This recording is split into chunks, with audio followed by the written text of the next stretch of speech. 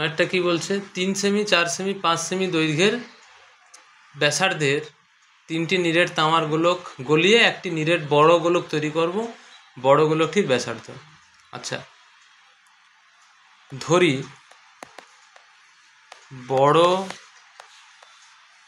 নিরেট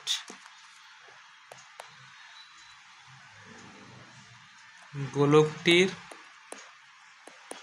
ব্যাসার্ধ সমান আর সেমি।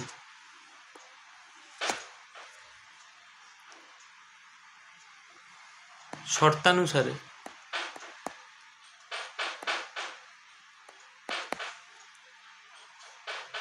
তাহলে এই বড়টির আয়তন কত হবে?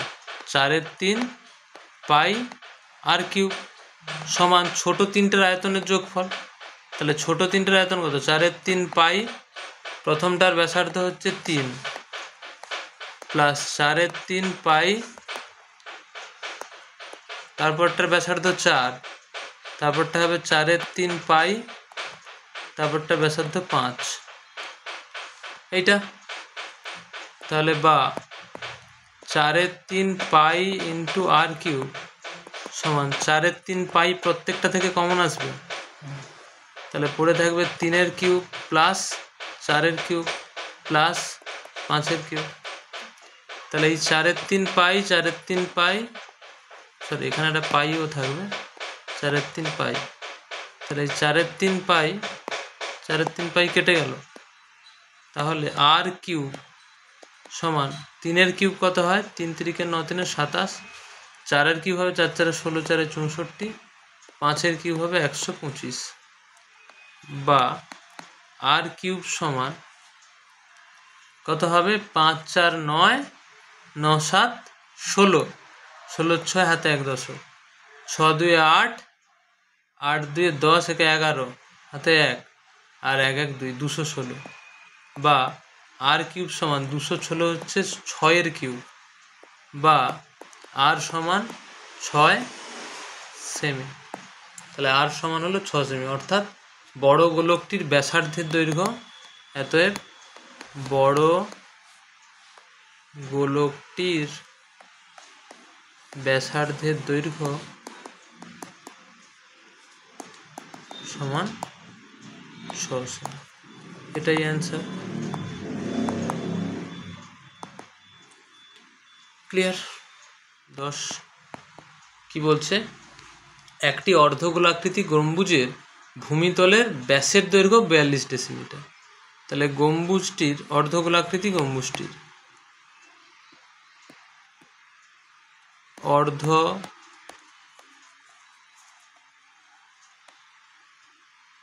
গোলাকৃতি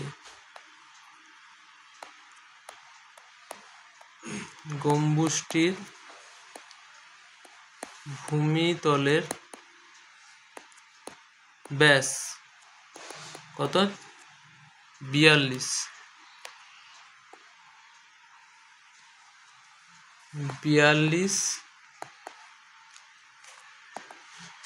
ডেসিমিটার। আচ্ছা, তাহলে ব্যাসার্ধ কত হবে?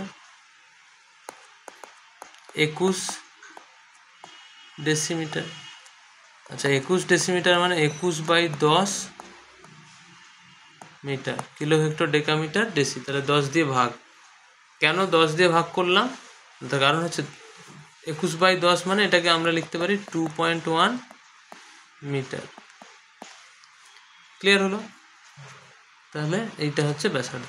আচ্ছা, কারণ করলাম এই কারণে, বলছে গম্বুজটির উপরিতল রং করতে, মানে গম্বুজটি একটা অর্ধবৃত্ত, তাহলে অর্ধবৃত্তের উপরিতল মানে 2πr² হয়, অর্ধবৃত্তের সমগ্রতল যেটা, আর প্রতি বর্গমিটারে 35 টাকা। তাহলে এর সমগ্রতলের ক্ষেত্রফল বের করতে হবে। তাহলে অর্ধবৃত্তের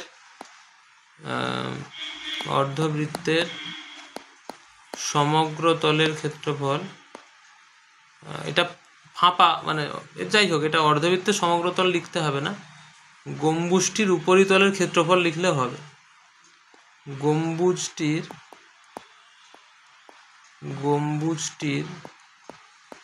উপরিতলের ক্ষেত্রফল, এটা বর্গমিটারে বের করতে হবে বলেই আমি ব্যাসটাকে বা ব্যাসার্ধটাকে মিটারে ট্রান্সফার করে নিয়েছি। উপরিতলের ক্ষেত্রফল কী হবে, শুধু উপরিতল চেয়েছে, সেটা হবে 2πr², মানে কত হবে 2 ইন্টু পাই মানে 22/7 ইন্টু আর মানে 2.1/2, তাহলে 2 ইন্টু 22/7 ইন্টু 2.1 ইন্টু 2.1, তাহলে দশমিক যদি তুলি নিচে 10, এই দশমিক তুলি নিচে 10, তাহলে 7 3 21, ঠিক আছে। আচ্ছা, তাহলে উপরে কত হচ্ছে 2 গুণ 22 গুণ 3 গুণ 21 বাই 10 গুণ 10, টোটাল এত বর্গ মিটার হচ্ছে আমাদের গম্বুজটির উপরিতলের ক্ষেত্রফল। আচ্ছা, প্রতি বর্গ মিটারে 35 টাকা হিসাবে মোট কত টাকা খরচ পড়বে? তাহলে মোট খরচ পড়বে সমান, আচ্ছা 1 বর্গ মিটারে 35 টাকা, তাহলে এত বর্গ মিটারে কত হবে ইন্টু 35, যদি এটা যদি 10 বর্গ মিটার আসতো তাহলে 35 ইন্টু 10 350 টাকা। এটা তাহলে আমার এই পুরো জিনিসটার সঙ্গে 35 গুণ হবে। 1 বর্গ মিটারে 35 টাকা হলে এত বর্গ মিটার ইন্টু 35, তাহলে লিখি 2 into 22 into 3 into 21 by 10 into 10 into 35। 35 মানে আমি 5 দিয়ে কাটতে পারি, 5 7 35, 5 2 10, 2 2 কাটলো, তাহলে আমার থাকছে 22 ইন্টু 7 3 21 ইন্টু 21 বাই 10 টাকা, ঠিক আছে। তাহলে এটা যদি গুণ করি 22 ইন্টু 21 ইন্টু 21, এটা দেবে 9702, এটা বাই 10 এত টাকা, তাহলে এটাকে ভাগ করলে কত হবে 970 টাকা 20 পয়সা দেখাচ্ছে, তাই তো। এই যে এক ঘর দশমিকে গেলে 970.2 টাকা, তো তাহলে 970 টাকা 20 পয়সা। তাহলে এটাকে আমরা লিখে দিতে পারি এতএব গম্বুজটির উপরিতল রং করতে গম্বুজটির উপরিতল রং করতে মোট খরচ হবে 970 টাকা 20 পয়সা। এটাই অ্যান্সার। ক্লিয়ার? তাহলে 11 কি বলছে, একই ধাতুর পাত থেকে তৈরি দুটি ফাঁপা গোলকের ব্যাসের দৈর্ঘ্য যথাক্রমে 21 সেমি ও 17.5 সেমি। গোলক দুটি তৈরি করতে যে পরিমাণ ধাতুর পাত লেগেছে তার অনুপাত, মানে যে পরিমাণ ধাতুর পাত লেগেছে মানে কি, এটা সমগ্র তলের ক্ষেত্রফলের অনুপাতটা বের করতে হবে। তাহলে প্রথম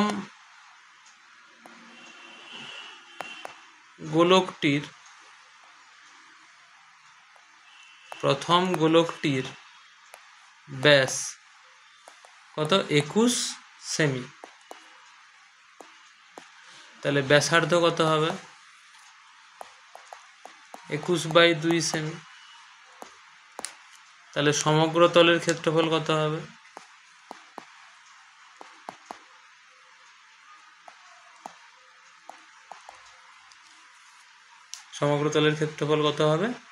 না 4π ইন্টু 21/2 মানে আর তার হোল স্কয়ার। আচ্ছা, একইভাবে আমি মান লিখবো না এখানে, দ্বিতীয় গোলকটির ক্ষেত্রে বের করব। দ্বিতীয়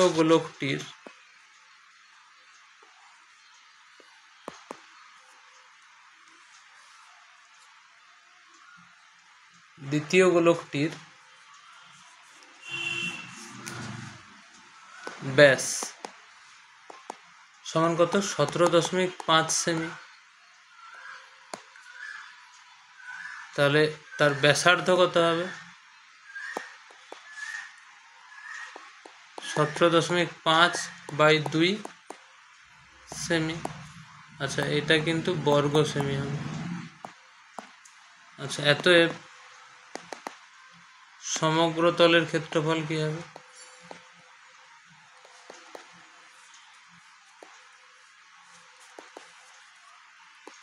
4π 17.5/2 তার হোল স্কয়ার বর্গ সেমি। তাহলে অতএব এদের অনুপাত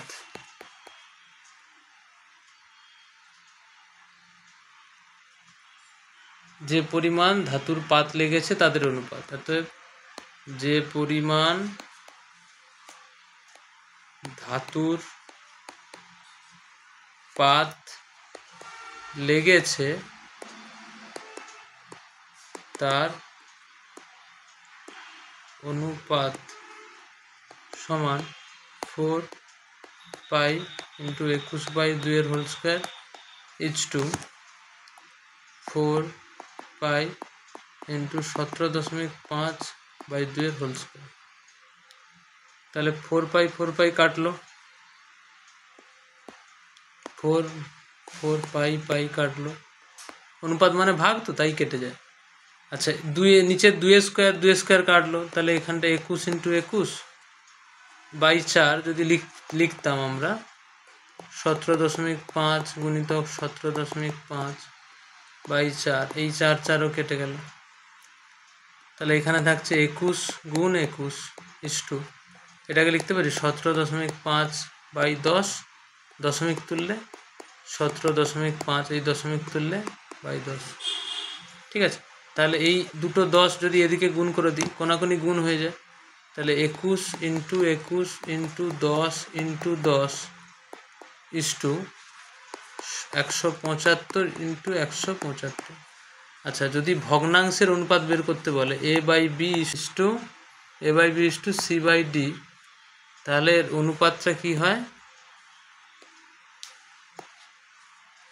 অনুপাতটা হয় এরকম, কোনাকুনি গুণ করে নেওয়া যেতে পারে AD ইজ টু BC।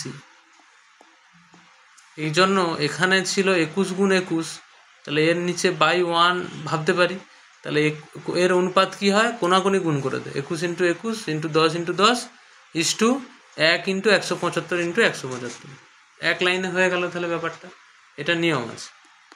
এবারে যদি আমি এটাকে অনুপাত করতে থাকি তাহলে এটা কিভাবে হবে। আচ্ছা এটা প্রথম কথা হচ্ছে 7 দিয়ে কাটবে, 7 × 3 = 21, 7 × 2 = 14, 3 7 × 5 = 35। আবার 7 দিয়ে কাটলে 7 × 3 = 21, 7 × 2 = 14, 7 × 5 = 35 হলো। আচ্ছা এবারে 5 দিয়ে কাটি, 5 × 2 = 10, 5 × 5 = 25, 5 × 2 = 10, 5 × 5 = 25। তাহলে কত হচ্ছে 3 × 3 = 9, 9 × 4 = 36 ইজ টু 5 × 5 = 25। তাহলে যে পরিমাণ ধাতুর পাত লেগেছে প্রথমটা এবং তৃতীয়টির ক্ষেত্রে তাদের অনুপাত হচ্ছে 36:25। ক্লিয়ার হলো?